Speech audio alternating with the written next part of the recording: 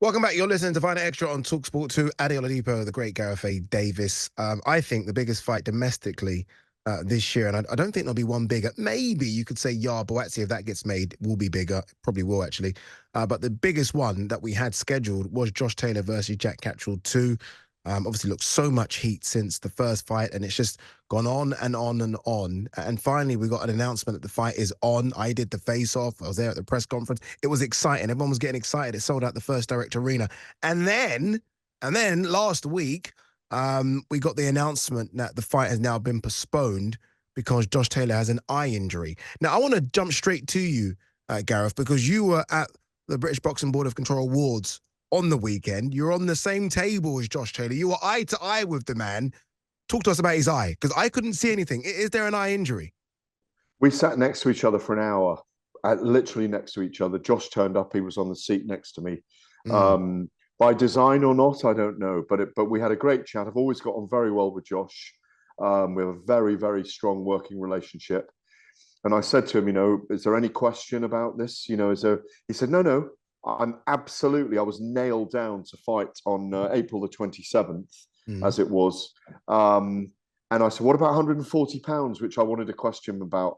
He said, look at me. And he looks really lean. And Josh does have a fullness of face when he's not training hard and in camp. And he looked ready for the fight, really lean, had that steely look in his eye. And as I say, we were inches apart for an hour. I said, so what's happened? He said, well, genuinely, I had this issue pop up with this pressure behind one of my eyes that showed up last year. I had a minor procedure on it. I went for a checkup on it. There is a degree of, when people have varifocal, I'm varifocal. You have to look down like this to look at script sometimes. Just lower your eyes. So it wasn't clear. He had this swelling or pressure behind his eyes dealt with. He went for his medical a few weeks ago, or a couple of weeks ago, and they said it hasn't quite reduced yet. And he said, honestly, I was advised not to because explosion or damage in there could cause blindness. So they've advised me to wait for the swelling to go down. As I say, he looked in phenomenal shape. He didn't look like a guy who wasn't out of shape. He was teasing me for having a tequila on the afternoon. The lunch, and I fully respect and believe his medical condition. He's giving it that longer period for it to reduce. He said, "Yep, I want to fight at 140. I make the weight well. I really do want it to be at light welterweight." So game on. They do it again a month later. Well, what will it be? The May 25th. So yeah, basically a month, isn't it? Yeah, the fight. Yeah, it's a month. Yeah, the first fight was scheduled. I do think, Addy, that if the swelling doesn't go down, I think they'll delay it again. Hopefully it won't. And herein lies the problem, because I mean, if there is sort of again swelling around the eye, what does that mean for sparring? Like that means there's no sparring, surely, even with bigger gloves. So he's doing nothing. I mean, he's staying in shape. I mean, even at the face-off, he looked in great shape. And I was like, oh my God, he looks like you could be close to on weight already. And he says, Addy, I'm in great shape. He's clearly not afraid of Jack. All that nonsense about Josh is afraid of Jack needs to be thrown away. I mean, again, these guys would have gone for each other's throats if there weren't security there. Neither are scared of each other. But I guess if you are Jack Catterall, I mean, you've had this with Josh before where, you thought the fight was on again and you've waited and you stalled your own career. And now you've been told, okay, just another month. But as you said, there is an asterisk. If the swelling doesn't go down, if he can't spar, then it might get postponed again. June, July. It's a problem, this one, isn't it? For Jack. Well, it's a problem for Josh, obviously, but Jack's the one that needs this fight. Josh has had the big fights. Josh has done everything already in the sport. He's become undisputed. He's made a lot of money. It's Jack that's desperate for it. And also, Addy, the W on the record belongs to Josh Taylor. That is the underlying issue here. And this is where we have to give respect in some ways to Josh Taylor, because he could have walked away from this. He's doing it and having a second fight because of the court of public opinion, because it is a big fight, because it does sell. They obviously did it in Leeds. It was a venue they could do it in. Neither of them wanted to be the other to be the home fighter for this contest, because it is going to be very close. Jack has a very awkward style. Does he have Josh Taylor's number? And Josh has told me categorically, you watch what happens this time. I am going to make sure that people have no doubt whatsoever who is the better boxer. And it was also, we mentioned Lee Wood, Fighter of the Year, those two fights with Mauricio Lara, the one where he was pulled out by Ben Davison in the 7th and then came back and completely outboxed Mauricio. And then, of course, set about Josh Warrington in another terrific British fight. It's great to see Josh and Ben Davison talking to each other on the day as well, because they were on the next table to us, the Ben Davison Performance Center table. Really looking forward to the fight. It is a very big fight. There is Yard and Buatsi. There is Joshua and Fury, of course. They're very, very big fights. And so perhaps would be, if it happens, Nathan Heaney and Hamza Shiraz at some point at middleweight as well. Yeah, I mean, there's been a lot of talk. Obviously, you would have seen that Hamza was in Saudi Arabia. And there's a lot of talk at the moment, so much, it's not going away. Actually, it's getting louder and louder that we are going to see Hamza Shiraz versus Amo Williams in that 5 versus 5 potentially in Saudi.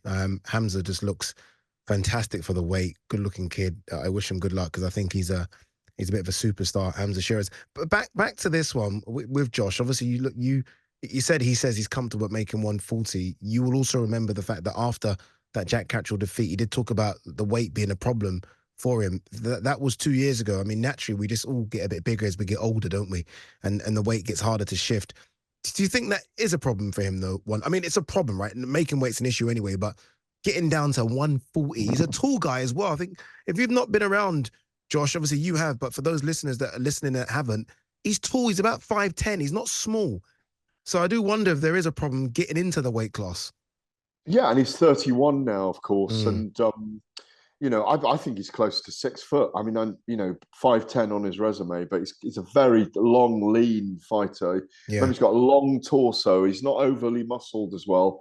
He is the Tartan Tornado. He's a tornado rather. He's a terrific warrior, and I think, you know, you wouldn't always associate this with Joe McNally as new trainer, but he says he does make the weight fine. I think he was uncomfortable after 5 rounds against Teo Lopez last June, a fight that I was at and working on. And I think Lopez was at his most brilliant on that night. And Josh says that something wasn't right with him that week. And I saw him earlier in the week. I was doing, as you do, I was doing the television interviews with him and doing the build-up, and you get a lot of access to people. You see black eyes, you see little cuts on them, you get little indications when the cameras aren't on what mood they're really in. And, you know, I think he was a little bit over-emotional in the week. He can get very kind of invidiously emotional. Yeah, very pent up. What's his name? Hank comes to the surface. Yeah. But no, he seemed very pleased, very happy to me, and it was, as I say, the access. Let me emphasize this: the access we get to people, you know, having worked closely in the sport, and you know, it is a brilliant thing. But we earn the fighters' respect to be able to speak to them and them be very open with us. And I was very impressed with him because I was saying to him, Eddie, it's one of the things. My rule, as you know, is I'll only say about someone what I will say to their face, and I will always keep that rule because then you can just keep it consistent. So if you have been critical of someone, you have to ask them that critical question when you're with them. And very often, it's better to wait till you're on your own with them rather than in a large group of people, because then that you have that intimacy to be able to ask it. And I did say to him, "Are you sure you shouldn't be having this at 147?" And he went, "No way on earth. I wanted this at 140. I asked for it at 140. Even Eddie Hearn was surprised he wanted it at 140. This is the way I'm going to do it. This is the weight I wanted at." Finally, very quickly on this one, if you can, Gareth. Obviously, this fight sold out in 2 days. First Direct Arena is what, 13,000. It easily could have done the O2 or the AO Arena. Is this a bigger fight than Yard Buatsi? It's a bigger grudge fight.